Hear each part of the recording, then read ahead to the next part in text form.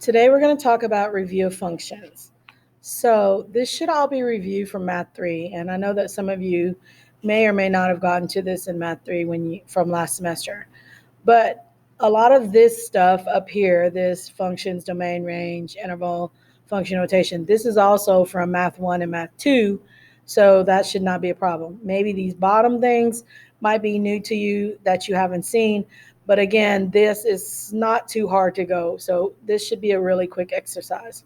So the definition of functions is that no x's repeat, or that it passes the vertical line test, okay?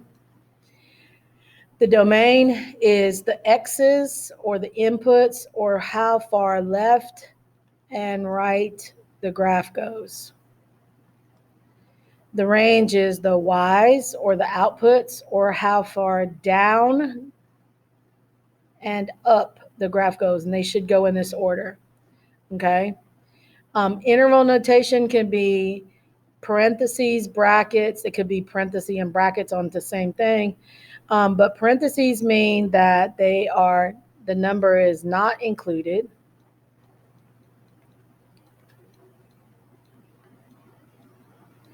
Or it is an open dot on the graph.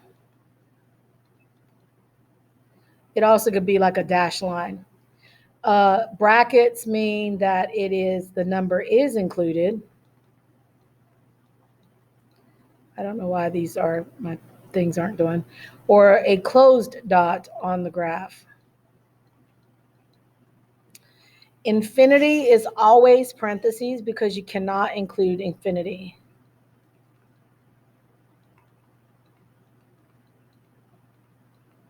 It's a concept.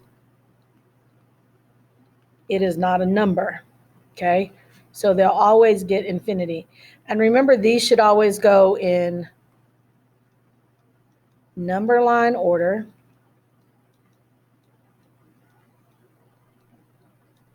And should always be the x's.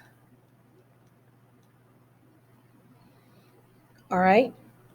So function notation is simply f of x equals y. And when we write something in this form, f of x equals y, this is the same thing as writing the ordered pair x, y, if they're numbers, okay? So f of x equals y is still the same thing as the ordered pair x, y, okay? Now, when we're solving function notation, listen, there's not very many things that I'm going to say that you have to do it this way, but when we're getting ready to do composition of functions, which is what you're going to do tomorrow, I need you to do these 3 steps to help you out, okay? So what I want you to do is write parentheses everywhere x is, okay? And then you're going to plug in the value or the expression everywhere x is, okay? Everywhere the parentheses are. And then you're going to cancel, don't do this, whatever it's doing. Then you're going to simplify. Now, when you have something that has whatever something squared, you need to write it twice, especially if it's like x plus 2 squared. Because that's going to be x plus 2 in the box, like this, x plus 2, x plus 2. You'll have to multiply that out, okay? So that's all of that should be reviewed from Math 1 and Math 2. Now, some of this stuff might be new to you from Math 3, but this should be stuff from Math 3. So these are called function operations, okay? So these function operations say, if I take 2 functions, f of x and g of x, and I put them as f plus g of x, I can split them up and add them separately. So I can say f of x plus g of x.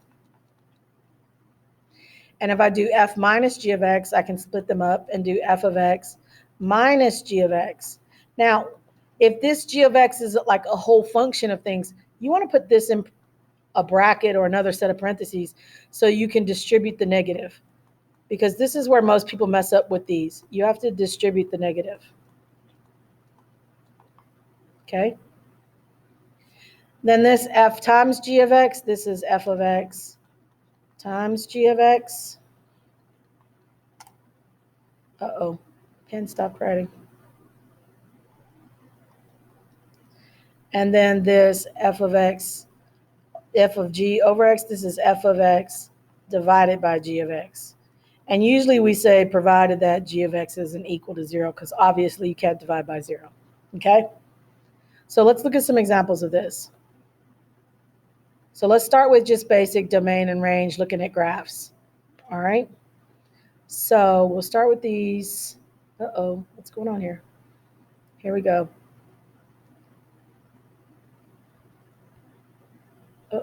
Oh, can't get my screen to move here. Hold on. There we go. So we'll start with these. So the domain of this is, remember, these are the x's, and always go left to right. Now, so the furthest left number, these are just dots. So they're just points. So we're just going to list them. And so instead of an interval, I'm going to put curly braces, and I'm just going to list them as a set of numbers. So I'm going to do -3. I'm going to do -2. I'm going to do +1. And even though I have +1 twice, I only have to write it once. And then I'm going to do 2, 3, that's 4. And then the range is the y values. And I always start at the bottom and work my way up. So at the bottom, I have -4. I have -2. I have 0. I have +3. And I have 5. Then, is it a function? Does any of these x's repeat? Well, yes, they do right here. This x repeats itself, so it's not a function, okay? No, it's not a function. So we go on to this one. The domain is, remember domain I said is from left to right. So, and I do the interval from left to right. So how far left does this graph go? Well, the graph goes to right here, which is -3. And does it include -3? Yes, it's a line. It goes through that point, so we're going to put a bracket on that. And then how far to the right does it go? Well, the farthest right point is this one over here. Well, that makes 3. And again, we include that point, so we put a bracket on it. How far down does this graph go? Well, the graph goes all the way down to here. Remember, range is down to up. So the down is -4. And how far up does it go? Well, it goes all the way up to +3. And again, we include both of those. Now, is it a function? In this case, because it's not points, we're going to say, does it pass a vertical line test? Well, if I pass a vertical line through here, it passes 1, 2. So because it crosses twice, the answer to this is no. Go away. All right. So over here, the domain, how far left does the graph go? Well, the graph goes all the way left to -4. And because this circle is open, we put a parenthesis here. And how far to the right does the graph go? Well, the graph goes, see this arrow tells me to go to infinity. And we put parentheses on infinity. How far down does the graph go? Well, the graph goes down to 1. And because of those dots, we make it a bracket. And how far up? Well, again, there's that arrow, so we go up to infinity. If I pass a vertical line anywhere on this graph, it's only going to touch once. So then, yes, it's a function. Okay?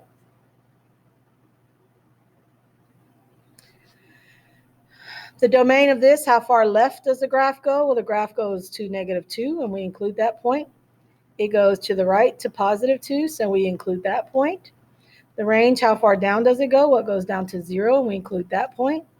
It goes up to 4, and we include that point. And does it pass the vertical line test? Well, no, it touches there and there, so then no. Okay. The domain over here, how far left does this graph go? Well, this arrow tells me that I'm going to go all the way to -infinity over here. And the range tells me, well, I'm going to go all the way to +infinity over here. Left and right. And the range, how far down does this graph go? Well, the graph goes down to -5, and I include that point because it's a dot, basically. It's a line. And how far up? Well, the arrows tell me to go up to +infinity. So I get a bracket on this side, and I get a parentheses on this side. Does it pass a vertical line test? Any line I pass over there will be yes. Only touch once. All right, domain over here. How far to the left does this graph go? Well, it goes to 0, and yes, I include 0. The arrows tell me to keep going all the way to infinity, and we can't include infinity. The range, how far down does it go? Well, it goes down to -infinity. and up to positive infinity. And it will not pass the vertical line test because it touches twice. Okay? And I got lots of these examples because all of these are a little bit different, okay? So let's do these other 6. If I can get my computer to move here. All right. So here, our domain, we go all the way to the left, 1, 2, 3, 4, -5. -5. And we have an open circle, so we have a parentheses. And we go all the way to the right to +5, but you'll see that's a closed circle, so that gets a bracket. Then down here, it goes down to -2. Now, it's got an open circle here and a closed circle here. Well, even though it's not included over here, it is over here. So we're going to bracket that. It goes all the way up to +2. Does it pass the vertical line test? Yes, it does. Now, this graph is funky. You have to watch it because if you stop right here, it goes out further over here. So the farthest left point is -4. And the farthest right point is actually this one, which is 3. And you'll see that's an open circle, so that gets a parentheses. How far down does it go? Well, it goes down to -5. And you'll see that's an open circle, so that gets a parentheses. How far up does it go? It goes up to 5. Again, open circle, parentheses. Now, does it pass a vertical line test? No. If I pass a vertical line test, it's going to go 1. It's going to touch twice, so no. All right, domain here. How far to the left does this go? Well, this arrow tells me to go all the way to -infinity. But the right tells me to stop at 4 and include 4. The range tells me to go down to 0 because my y's are 0. And it goes up, up, up. It's going to keep going up to infinity. Is it a function? Yes, it will pass the vertical line test.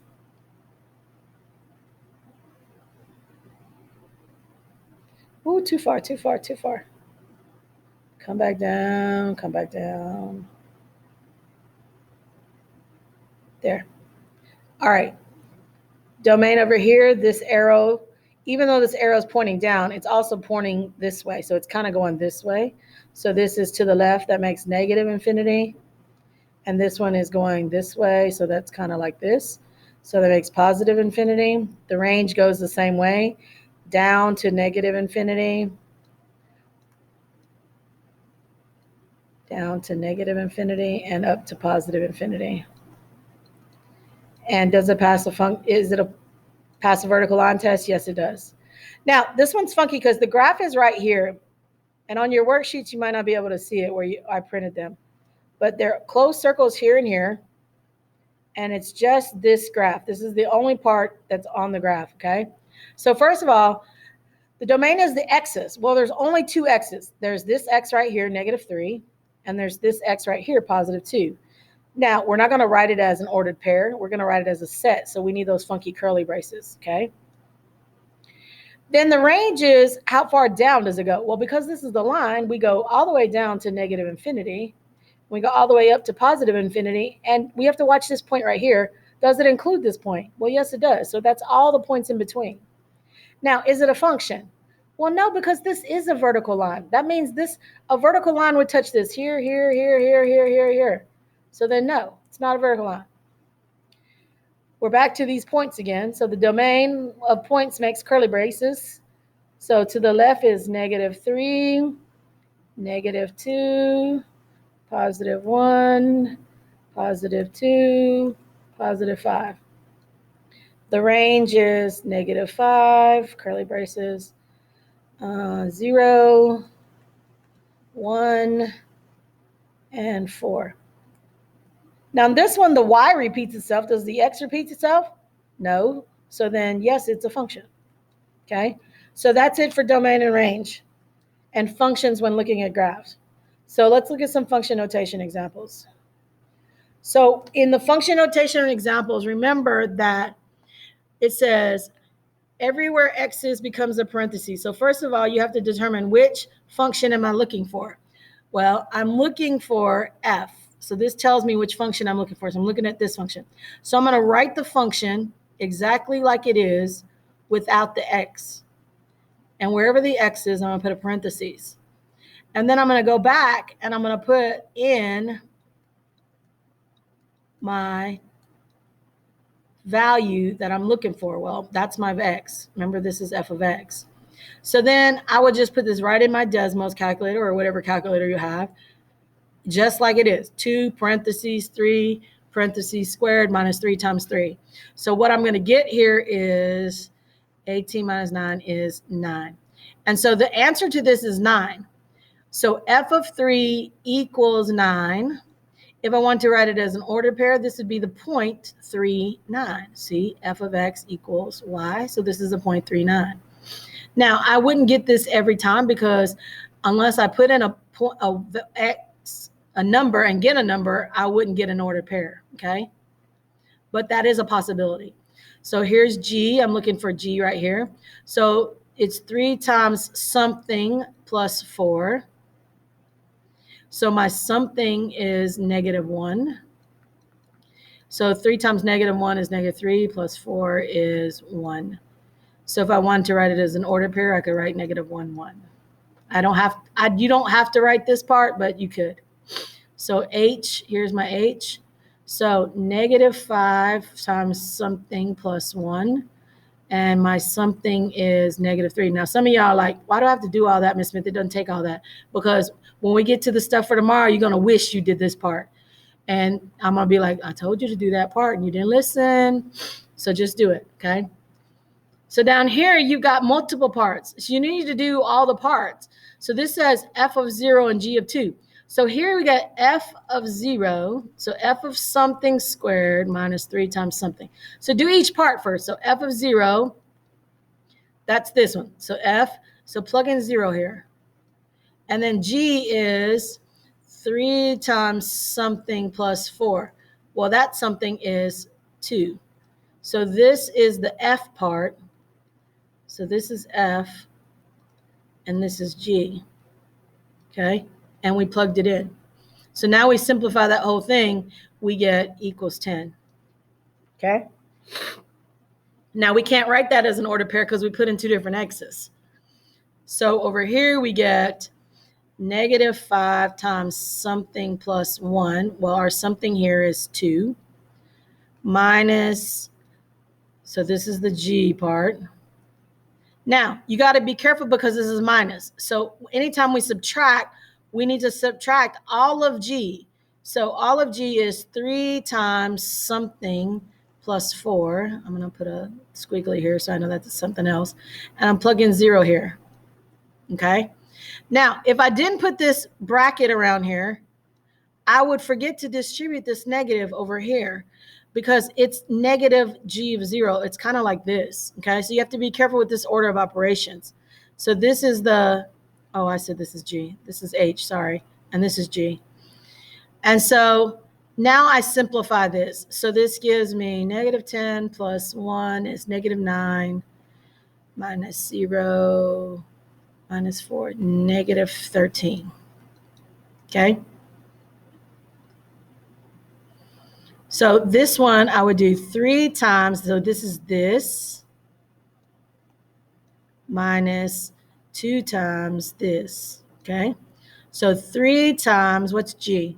So 3 times something plus 4, minus 2 times something, what's h? -5 plus 1. Okay, so my something here is 1, and my something here is -1. And so I can put this, if I'm using Desmos, I can put this in just exactly like it is. My calculator exactly like it is. Or otherwise, I've got to do order of operations. So this makes 3 times 3 plus 4 is 7, 21. And 5 plus 1 is 6. Minus 2 is -12. So it should be 9. Okay? But you don't have to do this step. You can just do it right in your calculator just like this. I think sometimes when you guys try to do the order of operations, you get crazy. So just use your calculators. Use the tools that you have. Remember, there is a Desmos built into your Canvas course, or you can download the Desmos app. Okay? One last thing. the functions operations, which may be new for some of you, but this is not that difficult, okay? So last thing, so when you have f plus g of x, remember this is f of x plus g of x. So all I do is I take 2x plus 1 and I add 3x minus 2 and I add like terms. What's 2x plus 3x? Well, that's 5x, right? I add like terms. And what's positive 1 and negative 2? Well, that's negative 1. That's my final answer. Okay? So if I did f of x minus g of x, I would do f of x minus g of x. So I need some parentheses here. So I'd say 2x plus 1 minus 3x minus 2. So I've got to distribute this negative first. So I get 2x plus 1 minus 3x plus 2. Now do like terms. So now I get, stop that. Now I get 2x plus minus 3x is negative x. And 1 plus 2 is 3. So negative x plus 3. Okay? So over here, I would have f of x times g of x. So this is 2x plus 1 times 3x minus 2. Well, remember, if you have a 2 by 2, you do a box. So 2x plus 1, 3x. I don't know what's doing that. 3x minus 2. So 6x, 2 times 3 is 6. X times x is x squared. 1 times 3x is 3x. 2x times negative 2 is negative 4x. And 1 times negative 2 is negative 2. So multiply in the box, add out of the box. So my answer is 6x squared minus x minus 2. There's my final answer.